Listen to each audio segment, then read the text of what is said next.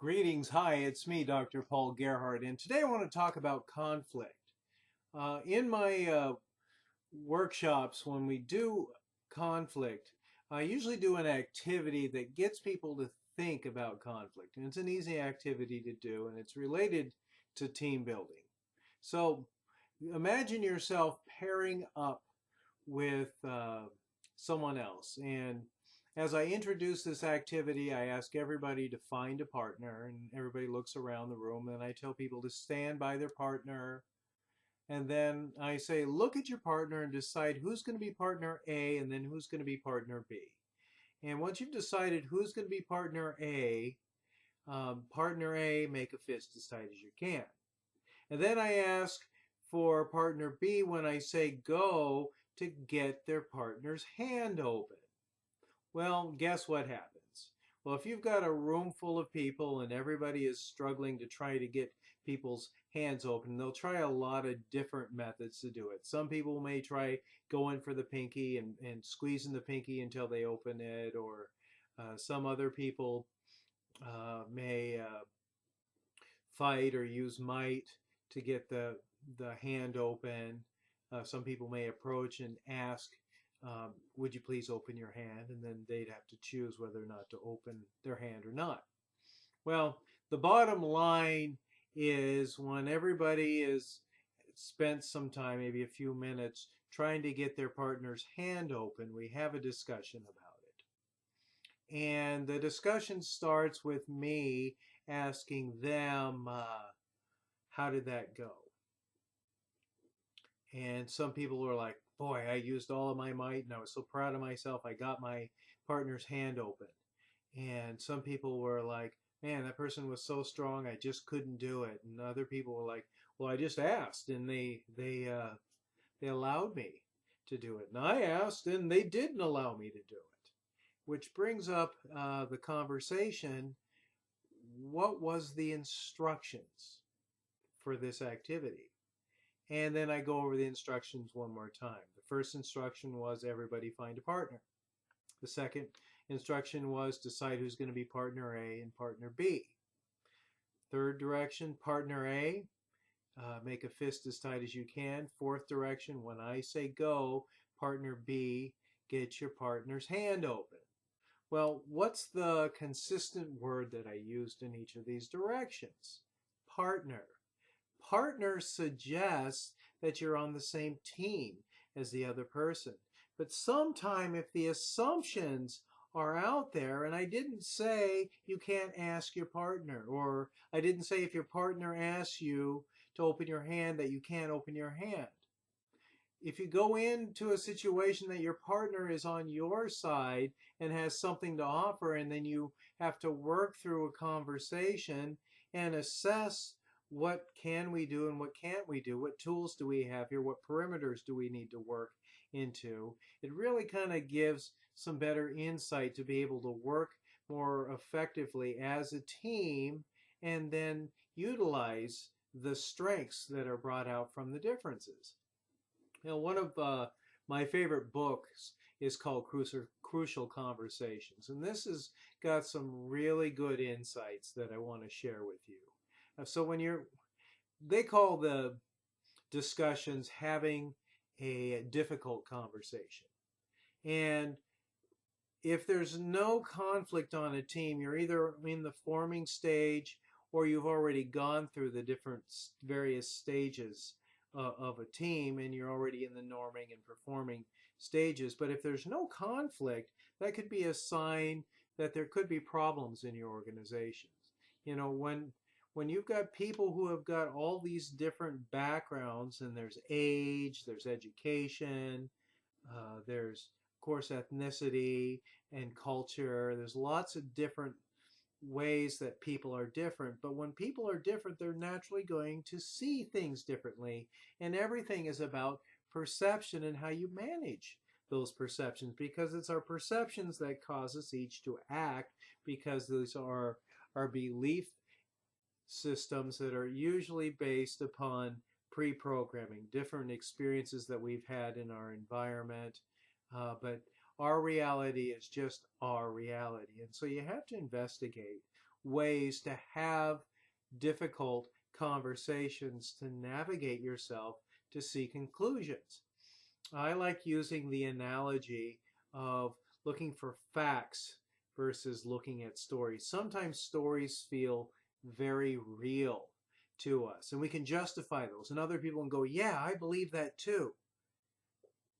But how do you know if it's just a story that we believe because of our past conditioning versus a fact? And so sometimes facts and stories can look very similar.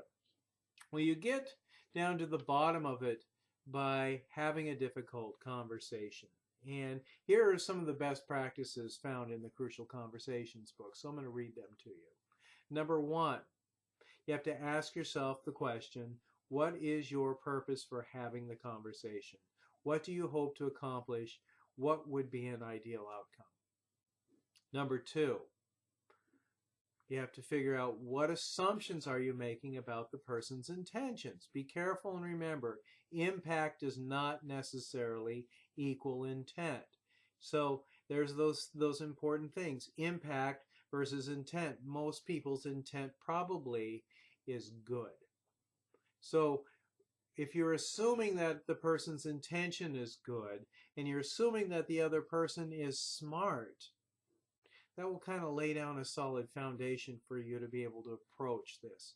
I could be wrong. Let me see if we can together assess the facts. What buttons of yours are being pushed? Are you more emotional than the situation warrants? Sometimes our moods will dictate how we react to something. I know that when I'm really tired, I don't make the best decisions, and I suspect you may be the same way. And sometimes when we have specific buttons or triggers that like me, it's APA. I'll be all day long and reminding people, my students in my classes, hey, you need to be doing APA formatting, or this is what proper APA formatting looks like. And then when I get to a major graded assignment and I don't see proper APA formatting, I'm like, I've tried so hard to coach everybody to success, but it's just not working. And so it could be frustrating that I have to pull myself back, check my emotional situation, and recognize that if I'm in a bad mood, I probably won't make the best decisions. So recognize your moods and figure out what buttons are being pushed. Then check your attitude toward the conversation and influencing your perception. Sometimes when there's fear, like things that cause change, that can affect our perception. Or maybe there's some biases that go into it. Some people, for instance, if you've got a mindset that men are better supervisors than women, that's probably going to sabotage your relationship with your boss if your boss is a woman. If you recognize that everybody is smart and that everybody is capable of making mistakes just like you're capable of making mistakes, or that maybe there's a good reason why this person believes that they feel so strongly about the way they do, and they might actually have the right answer, and that maybe that will take some power away from you, or whatever it is that influences your perception. You really have to examine your attitude and put your attitude in check. You want to, because your attitude reflects your behaviors, and so you have to be really, really careful about your attitude. Positive attitude will get you closer to a positive perception, which will get you a better outcome faster. Is there an opponent? How might their perspective differ from yours? And then what is it? Really think about it. You could both be right, for different reasons. What would lead to the best outcome, though, is really the question. What are your needs and fears? Are there any common concerns? Could there be? So check your fears. Why do you feel this way? Did something happen in the past? Will this affect your job or your security, or anything about you specifically that could have long-term consequences? And how have you contributed to the problem, and how have they?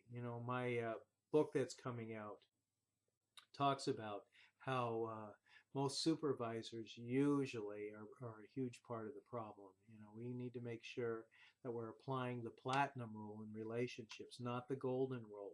We do not treat people as we would have them treat us because we don't know whether or not they feel the same way as us. But the platinum rule assumes that they're different and we need to understand what's important to them. So here are the steps to a successful outcome. One, use a soft entry. You know, how we approach things will affect outcomes. Introduce the problem or challenge from your perspective. If this is difficult for you, say so. If not, don't. Step 3, cultivate an attitude of inquiry, discovery, and curiosity. Let them express their perspective fully and really listen.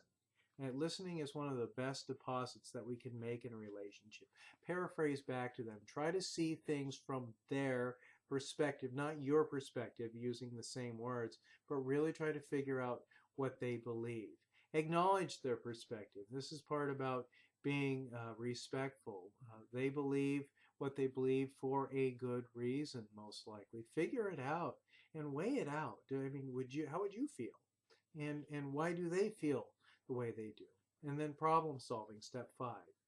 Um, this is the part where you can start brainstorming and have an inquisitive attitude to get you the right options. If you're assuming that you could be wrong and then asking yourself, why would that be? Can you tell me more about that? You know, asking good questions is the best way to really, you know, figure out how they feel about things and help them get down to the bottom of it, because maybe that will help them come to the conclusion that they could be wrong too. But if your ego is in it and you want to be right rather than be correct or accurate, that could be a problem, and you can be part of the problem. So, you know, I like to take a heart approach to things. Really enter every situation with inquiry, maturity. You know, the more ideas that get out on the table and discussed in a thorough manner, the better the outcomes could be. You know, more creativity can come. Just agreeing for the sake of getting things done isn't necessarily the best approach. So anyway, I hope this helps. Thanks for watching and have a great day.